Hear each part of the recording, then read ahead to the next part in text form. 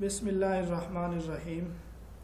حضرت ابو بکر صدیق رضی اللہ تعالی عنہ کے متعلق 5 ہجری تک کے جو واقعات اور حالات تھے وہ ہم پڑھ رہے ہیں۔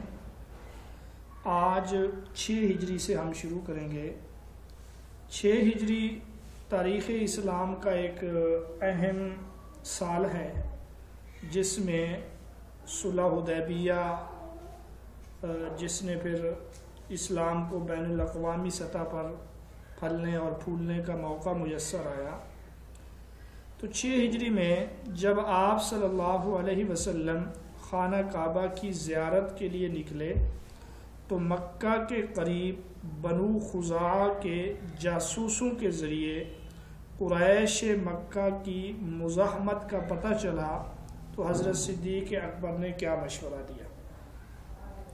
حضرت صدیق اکبر رضی اللہ تعالی عنہ نے عرض کیا، یا رسول اللہ صلی اللہ علیہ وسلم، آپ خانہ کعبہ کی زیارت کے لیے نکلے ہیں، کسی کو قتل کرنا اور جنگ کرنا مقصود تھا ہی نہیں۔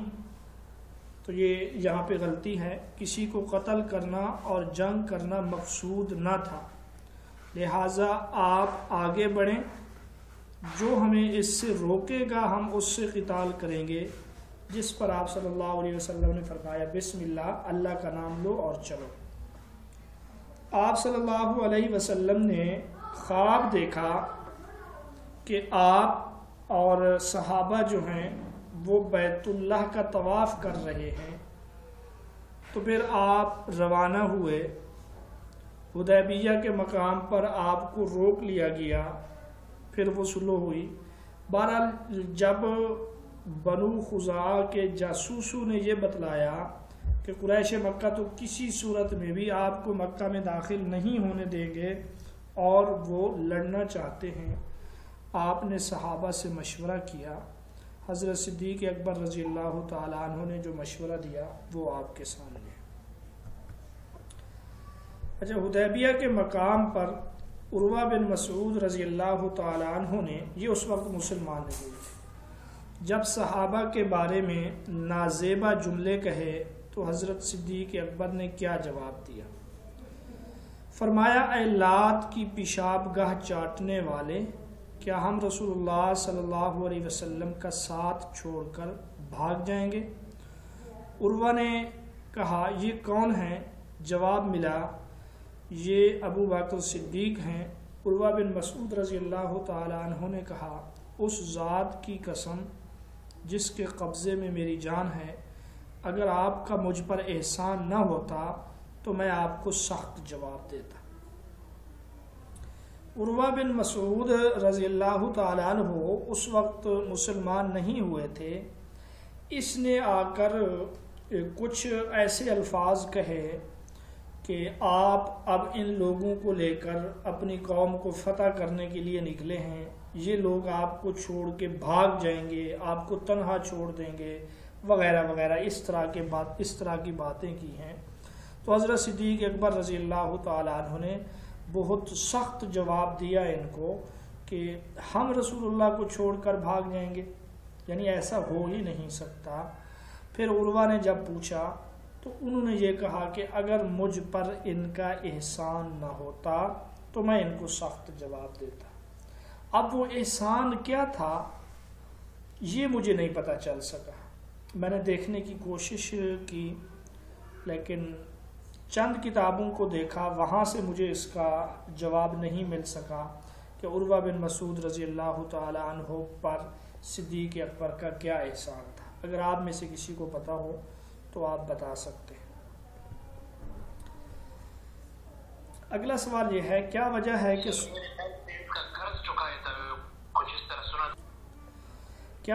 کہ صلح نامہ حدیبیہ پر حضرت صدیق اکبر نے نہ تو خوشی کا اظہار کیا نہ کوئی اعتراض کیا، حالانکہ باقی سب صحابہ اس کی دفعات سے سخت ناخوش تھے؟ تو یہ آپ کے پختہ یقین اور صدق کا واضح ثبوت ہے۔ آپ رضی اللہ تعالیٰ عنہ کو پورا یقین تھا کہ رسول اللہ صلی اللہ علیہ وسلم کا کوئی کام اور کوئی بات حکمت سے خالی نہیں ہے، اس وجہ سے آپ کا جو طرز عمل تھا اس موقع پر باقی صحابہ سے مختلف تھا۔ صلح نامہ حدیبیہ کے معاہدے پر حضرت عمر کے اضطراب کے جواب میں حضرت ابو بکر صدیق نے کیا فرمایا؟ آپ نے فرمایا، اے عمر، میں اس بات کی شہادت دیتا ہوں کہ آپ صلی اللہ علیہ وسلم اللہ کے رسول ہیں، آپ صلی اللہ علیہ وسلم کی اطاعت کو لازم پکڑ لیں، آپ صلی اللہ علیہ وسلم اللہ کی مخالفت نہیں کر سکتے اور اللہ آپ کو ہرگز ضائع نہیں کرے گا۔ حضرت عمر رضی اللہ تعالی عنہ نے جو اس معاہدے پر ناخوش تھے، سب سے پہلے آپ صلی اللہ علیہ وسلم سے گفتگو کی کہ آپ اللہ کے نبی نہیں ہیں۔ آپ صلی اللہ علیہ وسلم نے فرمایا، یقیناً میں اللہ کا نبی ہوں۔ پھر آپ نے اس طرح کا معاہدہ کیوں کیا؟ اور آپ صلی اللہ علیہ وسلم کے بعد حضرت عمر نے اس اضطراب اور اس بے چینی کا تذکرہ حضرت صدیق اکبر سے بھی کیا، اور حضرت صدیق اکبر نے بھی وہی جواب دیا جو رسول اللہ صلی اللہ علیہ وسلم نے جواب دیا تھا۔ صلح نامہ حدیبیہ میں مسلمانوں کی طرف سے بطور گواہ سب سے پہلے کس نے شہادت ثبت کی تھی؟ تو اس کا جواب ہے حضرت ابو بکر صدیق۔ ایک ہے معاہدہ حدیبیہ کو لکھنا، اس کو تو حضرت علی رضی اللہ تعالیٰ عنہ نے لکھا۔ پھر جب گواہوں کے دستخط اور ثبوت کی باری آئی تو مسلمانوں کی طرف سے جو پہلی گواہی یا پہلے جو دستخط کرنے والے ہیں وہ حضرت صدیق اکبر رضی اللہ تعالیٰ عنہ۔ 7 ہجری کو، تو یہ 6 ہجری کے واقعات ہیں۔ 7 ہجری کو خیبر پر فوج کی لشکر کشی کی گئی۔ سالار لشکر کون تھے؟ حضرت ابو بکر صدیق رضی اللہ تعالی عنہ تھے۔ بعض صحابہ نے خیبر میں کھجور کے باغات کاٹنے کا مشورہ دیا۔ اس موقع پر حضرت صدیق اکبر رضی اللہ تعالی عنہ نے کیا مشورہ دیا؟ آپ نے درخت نہ کاٹنے کا مشورہ دیا، کیونکہ اس میں مسلمانوں کو بہر صورت میں نقصان ہے، چاہے خیبر زبردستی فتح ہو یا صلح سے۔ رسول اللہ صلی اللہ علیہ وسلم نے آپ کا مشورہ قبول فرمایا۔ یہود جب قلعوں میں بند ہو گئے تو کچھ صحابہ نے یہ مشورہ دیا کہ ان کے درخت کاٹے جائیں، جلائے جائیں، تو اس تکلیف کو دے کر یہ باہر نکلیں گے۔ لیکن حضرت صدیق اکبر رضی اللہ تعالیٰ عنہ کا یقین اس قدر پختہ تھا کہ یہ قلعہ اور یہ خیبر تو مسلمانوں کا ہے ہی ہر حال میں، چاہے درخت کاٹے جائیں یا نہ کاٹے جائیں، چاہے خیبر صلح سے فتح ہو چاہے جنگ سے فتح ہو، لیکن نقصان مسلمانوں کا ہوگا، انجام کا۔ تو آپ صلی اللہ علیہ وسلم کو درخت کے نہ کاٹنے کا مشورہ دیا۔ پھر آپ نے صحابہ کو درخت کاٹنے سے، کھجور وغیرہ کاٹنے سے منع کر دیا۔ آگے سریہ وادی القرا، یہ ایک سریہ ہے، سریہ وادی القرا۔ اس میں جو ہے حضرت صدیق اکبر یا حضرت زید بن حارثہ، اختلاف ہے کہ سپہ سالار کون تھے۔ تو سریہ وادی القرا میں حضرت صدیق اکبر یا زید بن حارثہ سپہ سالار تھے۔ تو یہاں بنو فزارہ کی ایک شاخ نے دھوکے سے رسول اللہ صلی اللہ علیہ وسلم کو قتل کرنے کا پروگرام بنایا ہوا تھا۔ آپ نے حضرت صدیق اکبر کو روانہ فرمایا۔ حضرت سلمہ بن اکوا رضی اللہ تعالیٰ عنہ، جنہوں نے 3 مرتبہ بیعت کی تھی اور سب سے زیادہ تیز دوڑنے والے صحابی ہیں، بیعت رضوان میں 3 مرتبہ بیعت کی ہے، وہ کہتے ہیں اس سریہ میں بھی آپ کے ساتھ تھا۔ جب ہم صبح کی نماز پڑھ چکے تو آپ کے حکم سے ہم لوگوں نے چھاپا مارا، چشمے پر دھاوا بول دیا۔ ابو بکر صدیق نے کچھ لوگوں کو قتل کیا۔ میں نے ایک گروہ کو دیکھا جس میں عورتیں اور بچے بھی تھے۔ مجھے اندیشہ ہوا کہ کہیں یہ لوگ مجھ سے پہلے پہاڑ پر نہ پہنچ جائیں، اس لیے میں نے ان کو جا لیا اور پہاڑ کے درمیان ایک تیر چلایا۔ تیر دیکھ کر یہ لوگ ٹھہر گئے۔ ان میں ایک ام قرفہ، اچھا یہ ام قرفہ ہے یا ام فروہ ہے، اس کا تذکرہ آگے بھی آئے گا، نامی ایک عورت تھی جس کے اوپر ایک پرانی آستین تھی، اس کے ساتھ اس کی بیٹی بھی تھی جو عرب کی خوبصورت ترین عورتوں میں سے تھی۔ میں ان سب کو صدیق اکبر کے پاس لے آیا، انہوں نے وہ لڑکی مجھے عطا کی، لیکن میں نے اس کا کپڑا نہ کھولا، یعنی ابھی تک وہ اسی طرح تھی کہ رسول اللہ صلی اللہ علیہ وسلم نے یہ لڑکی حضرت سلمہ بن اکوع سے مانگ کر مکہ بھیج دی اور اس کے وہاں کے متعدد مسلمان قیدیوں کو رہا کرا لیا۔ یعنی جو مسلمان وہاں پہ معصور تھے، قیدی سے مراد اس طرح کہ وہ ہجرت نہیں کر سکتے تھے یا کافر ان کو نہیں چھوڑ رہے تھے، تو آپ نے ان کو وہ کر لیا، قیدیوں کو وہاں سے چھڑا لیا۔ یہ بھی عورت جو ہے شیطان عورت تھی، نبی پاک صلی اللہ علیہ وسلم کے قتل کی تدبیریں کیا کرتی تھی۔ اس مقصد کے لیے 30 سوار بھی اس کے پاس تھے اور وہ 30 سوار جو ہیں مارے گئے ہیں۔ وہ جو لڑکی ہے جس کا ابھی حضرت سلمہ بن اکوع تذکرہ کر رہے ہیں، اس کا ذکر ہم آگے بھی پڑھیں گے۔ حضرت صدیق اکبر کے زمانے میں ایک جو جنگ ہوئی طلیحہ کے خلاف، طلیحہ تو بھاگ گیا تھا، پھر طلیحہ کے باقی لوگ ایک اور عورت سے مل گئے اور انہوں نے بھی سخت جنگ کی ہے۔ وہ عورت یہی خاتون تھی جس کا تذکرہ حضرت سلمہ بن اکوع کر رہے ہیں، اس کا ذکر ہم آگے پڑھیں گے۔ 7 ہجری میں ایک اور سریہ پیش آیا، سریہ ذات السلاسل۔ تو اس سریہ میں اب سوال یہ ہے کہ جس میں عمرو بن عاص امیر تھے، حضرت ابو بکر عمر مامور تھے، تو وہ سریہ جو ہے سریہ ذات السلاسل ہے۔ حضرت عمرو بن عاص رضی اللہ تعالی عنہ کو سپہ سالار بنا کے بھیجا گیا۔ حضرت عمر، حضرت صدیق اکبر اور اسی طرح جو ہے حضرت ابو عبیدہ بن جراح رضی اللہ تعالی عنہ، یہ کیا تھے؟ مامور تھے، یعنی اس لشکر میں شامل تھے۔ اس کو سریہ عمرو بن عاص بھی کہا جاتا ہے۔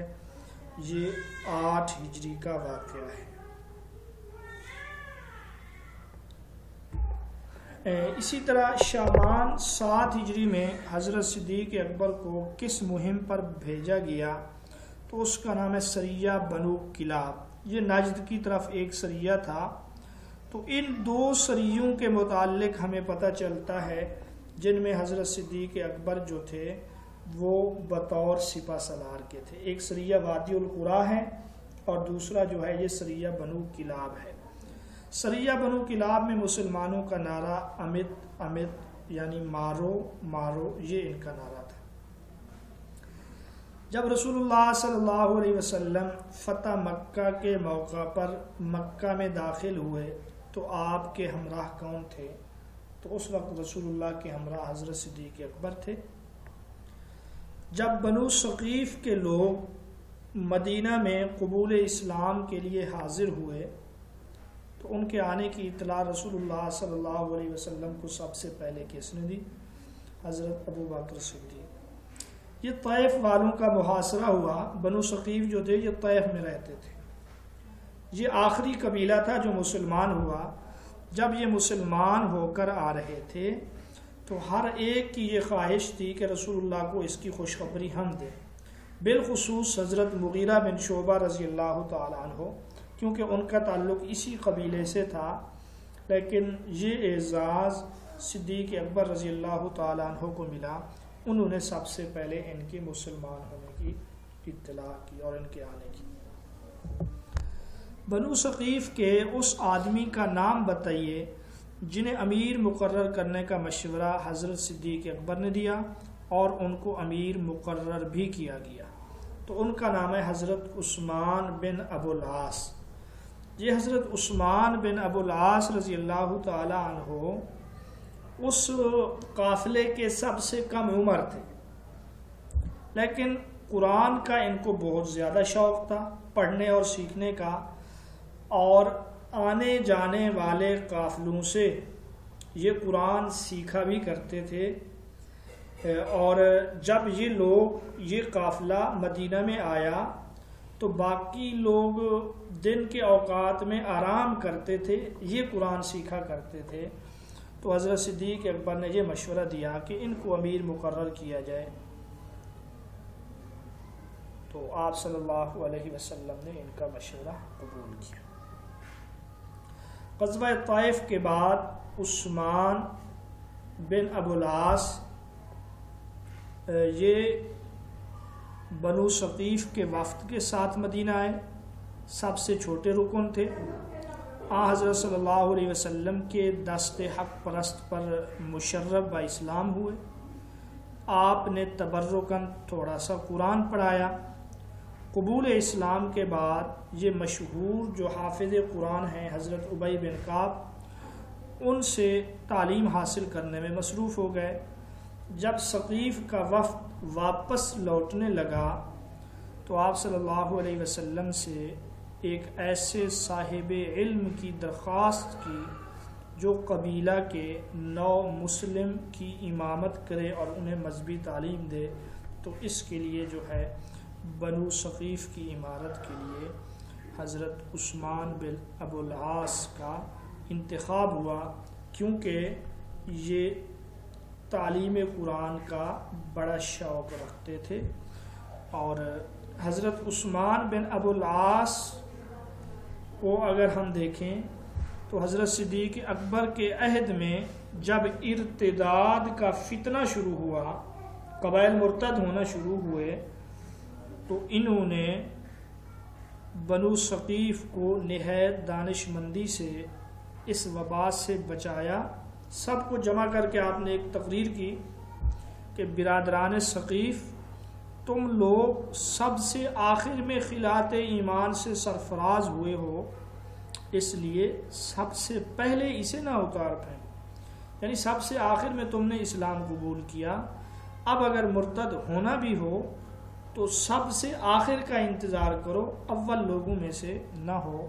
تو پھر حضرت عثمان بن ابو العاص کی اس تقریر کی وجہ سے وہ لوگ مرتد ہونے سے محفوظ رہے۔ حضرت صدیق اکبر کے زمانے میں طائف کے بنو ثقیف کے گورنر یا والی بھی یہی تھے۔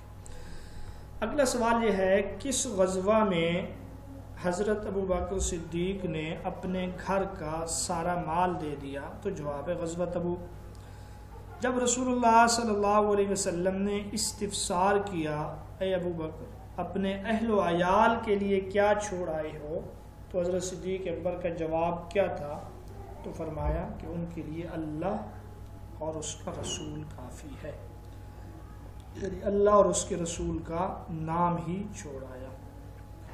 غزوہ تبوک کا سب سے بڑا علم کن کے پاس تھا؟ تو غزوہ تبوک کا سب سے بڑا علم حضرت صدیق اکبر رضی اللہ تعالیٰ عنہ کے پاس تھا۔